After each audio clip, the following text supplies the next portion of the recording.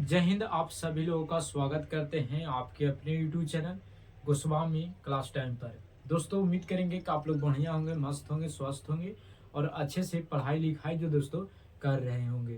तो दोस्तों फिर से आज की इस वीडियो में हम लोग क्लास 10th के संस्कृत का वैसे सब्जेक्टिव क्वेश्चन को दोस्तों हम इस वीडियो में आपको बताने वाले हैं जो आपको फाइनल एग्जाम में जो दोस्तों पूछे जाएंगे। ठीक है, तो दोस्तों अगर आपका भी एग्जाम 19 फरवरी का है तो आपके लिए वीडियो जो दोस्तों बहुत ही महत्वपूर्ण है, क्योंकि 19 फरवरी के एग्जाम जो होंगे उसमें जो दोस्तों ये सवाल छपने वाला है, यानी पूछने वाला है। ठीक है, तो चलिए इस वीडियो को शुरू करते हैं। तो दोस्तों सवाल है कि शैशव संस्कार का उल्लेखन करें, और ये भी सवाल बहुत ही महत्वपूर्ण है। इसके पहले हम समावर्तन और उपनयन संस्कार जो दोस्तों बता दिए हैं। अगर आप उस वीडियो को नहीं देखे हैं तो उस वीडियो को आप जरूर देख लीजिएगा। ठीक है, तो चलिए इसको हम लोग जानते हैं, और यहाँ से ऑब्जेक्टिव सवाल भी बनते हैं और ऑब्जेक्टिव सवाल भी पूछे जाते हैं। तो उत्तर में लिखेगा शैशव संस्कार को बचपन का संस्कार भी कहते हैं। अगर आपको से पूछ देंगे कि बचपन का संस्कार कौन है, तो शैशव संस्कार को बचपन का संस्कार कहते हैं। और यह कुल 6 संस्कार होते हैं, और बचपन का जो दोस्तों यानी शैशव संस्कार 6 होते हैं। ठीक है, और 6 के बारे में हम लोग जानेंगे। ठीक है, तो चलिए जानते हैं। तो पहला संस्कार होता है जात कर्म। जात कर्म के मतलब बच्चों का जन्म होना। बच्चों का जन्म होना एक पहला संस्कार होता है।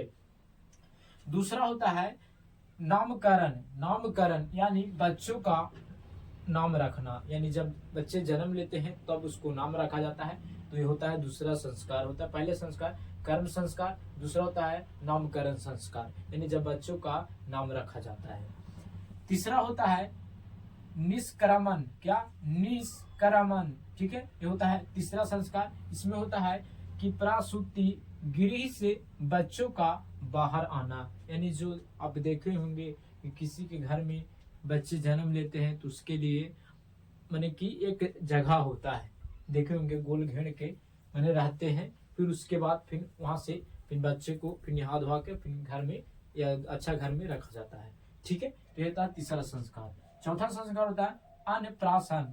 अन्नप्राशन यानी 6 माह यानी 6 महीना के बालक को अन्न खिलाया जाता है। जब 6 महीना हो जाता है बालक को तो उसको अन्न खिलाया जाता है। ठीक है, ये लिख दीजिएगा चौथा संस्कार। पांचवा संस्कार होता है छुड़ा कर्म। छुड़ा कर्म के मतलब होता है बच्चों के बाल को काटना। बच्चों को बाल को काटना, ये सब क्या कौन संस्कार में आएगा? तो शैशव संस्कार में आएगा। छठा होता है कर्म भेद।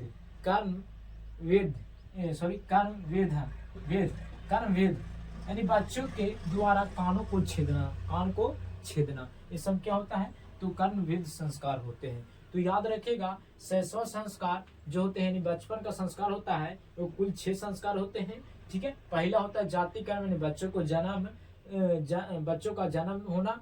दूसरा होता है नामकरण संस्कार, बच्चों का नाम रखना। तीसरा होता है निष्कर्म संस्कार यानी प्रस्तुति प्रस्तुति जिसको बोला जाता है गृह से बच्चों के बाहर आना। फिर होता है अन्न प्राशन यानी 6 महीना के बालकों को अन्न खिलाना।